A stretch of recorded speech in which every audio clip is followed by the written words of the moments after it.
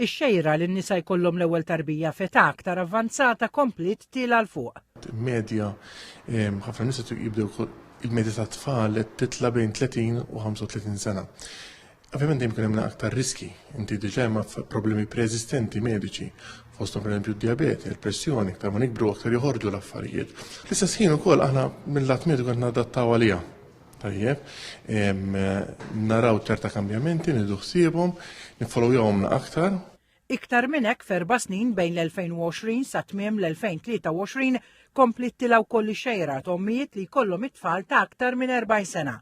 Il-professur Anna Borġ, soċjologa u lettur fl-Università ta' Malta, qalet li d-dinamika tal-ħajja tbidlet. Iċ-ċirkostanzi tal-ħajja ta' ħafna nisa tbidlu, jiġifieri llum għandek nofs l-ommijiet kważi huma gradwati. Dak xi fisser li investew fl-edukazzjoni, spiċċaw forsi jekk għamlu masters, ħarġu mill-università madwar 25 sena, għad iridu jsibu job, għad iridu jsibu jekk m'għandhomx partner, jaħsbu fid-dar.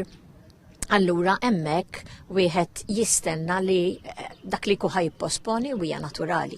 Fil-fatt f'Malta ir-riċerku ritna li il-maġġoranza ta' nies jixtiequ żewġ titfal, però mhux qed jirnexxielhom.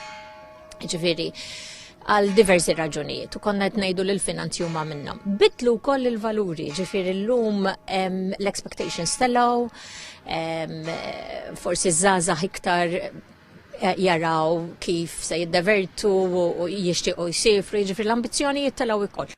Il-professur Borġ tgħid li hemm għarfien dwar x'qed jiġri u l-impatt li dan ikollu fuq is-soċjetà, l-ekonomija u n-nies tal-ġenerazzjonijiet li ġejjin. Naħseb li għandna bżonn nerġgħu impoġġu l-familja fiċ-ċentru.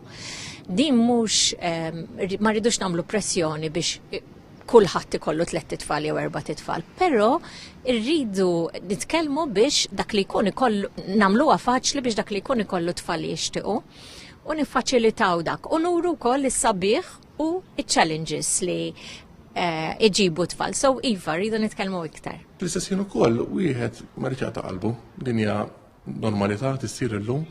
Aħna mill-lat mediku qed nadattaw għaliha anke minn ta' sptar, għandna kliniċi apposta għal maternal medicine, allura ovvjament qed nadattaw għal tal-kambjamenti.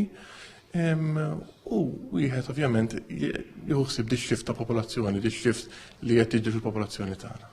F'tarif moti fil-Parlament mill-Ministru għas-Saħħa ġew Etjena Bela għal mistoqsija tad-deputati Van Bartolo joħroġ li fl-2020 kien hemm 100 mara tal-fuq minn 40 sena li kellhom tarbija.